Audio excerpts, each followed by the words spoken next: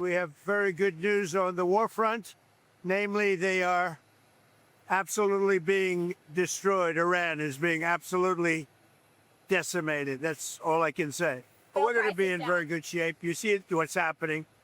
They are pretty much at the end of the line. Doesn't mean we're going to end it immediately, but they've got no Navy, they've got no Air Force, they've got no anti-air traffic, anything. They have no systems of control.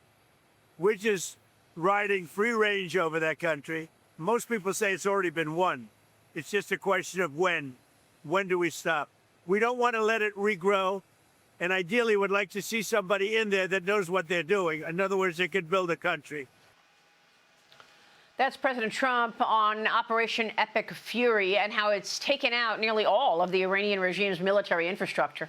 U.S. and Israeli forces launched a barrage of strikes on Tehran throughout this week, despite harsh Iranian retaliation across the region, particularly yesterday. My next guest says we are seeing the beginning of the end of the Iranian regime. Joining me now is Ronald Reagan Institute Director Roger Zakheim. Roger, thanks so much for being here this morning. How would you assess this war? We know that yesterday a number of ships were actually hit by Iranian fire. Your reaction?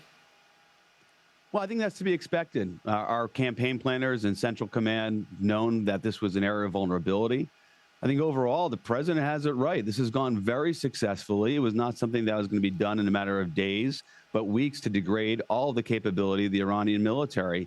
And the Strait of Hormuz, it's tight, 24 miles wide at its most narrow element. Over there was always going to be something that the CENTCOM planners were going to be focused on and knew would take time to clear out. And that's really where we are at this moment.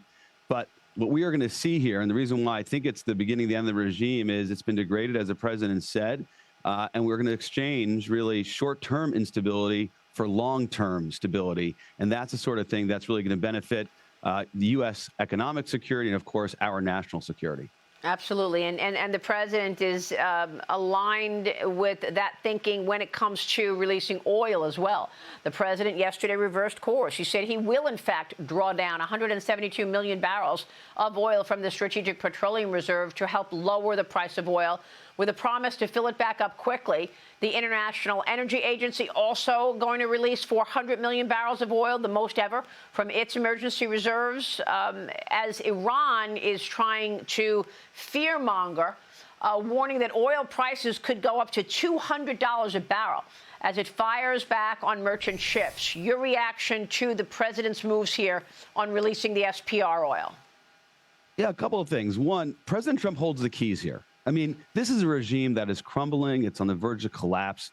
There are lots of options, off-ramps to the president, and things he can do to actually reassure markets, as you've just pointed out. For those who said, America alone is America first, absolutely not. You see the way that allies and partners are cooperating on the economic front. Note the tremendous investment in energy resources is why we're able to carry out this campaign without putting American energy at risk, American fuel prices at risk. So we'll have some days, weeks of prices going up, but overall, President Trump controls the keys here. And I think it's a mistake for anyone to bet on President Trump blinking. This is somebody who really has full control, all the options before him, and we are winning.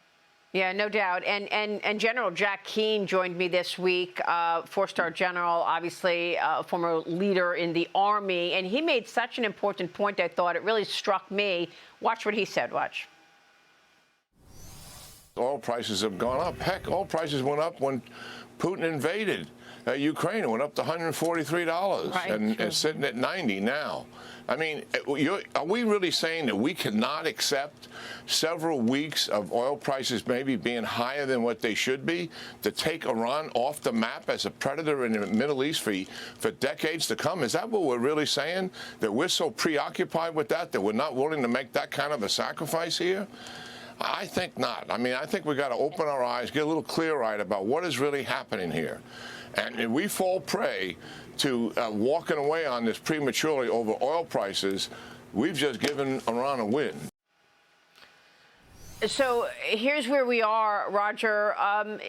Understanding what the general just said, you still have a major issue in the Strait of Hormuz.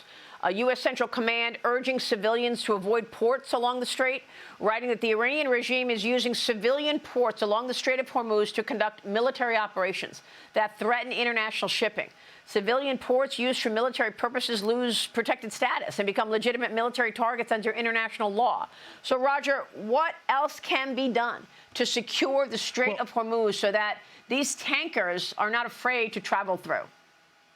We need to continue, our military needs to continue to degrade the regime. There's 3 areas that we got to watch out for: missiles, the drones, and the mines. The first 2, we've done a great job of doing. The mines is the next frontier. You talk to military expert, that takes days, right? It's not going to happen in one day. It's probably going to be another week or so before we can kind of create that security. That's the uncertainty, that's the instability in the short term. General Keane has the right strategic outlook. I don't think it's going to take tremendous sacrifice from the American people in terms of the price at the pump.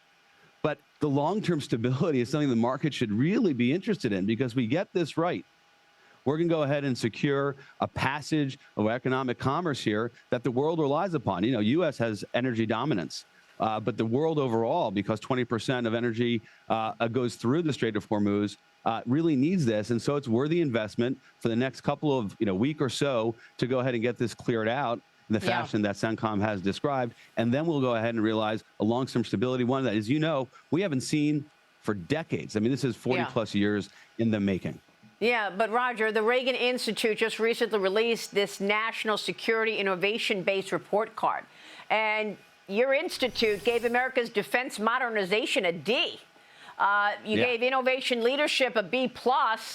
Tell us more about what's needed here and what it means for the defense infrastructure policy.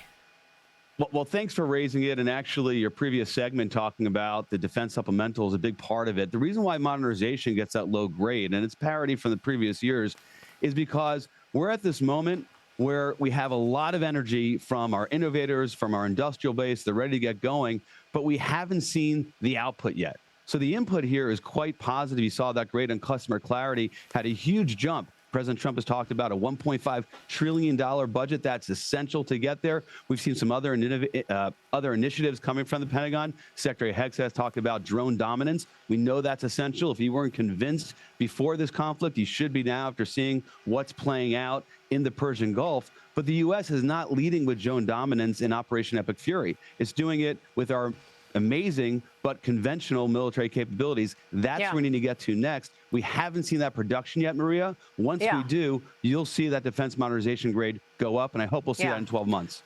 Well, by the way, this is why President Trump had the defense manufacturers at the White House last week. He's telling them, forget about the dividends, forget about the stock buybacks, start ramping up production. We need this now. And that's why he's asking for this, defense supplemental package and the $1.5 trillion. I understand. Roger, thanks very much for weighing in on all of that. Good to see you, sir. Likewise. Roger Zakheim. We'll be right back. Stay with us.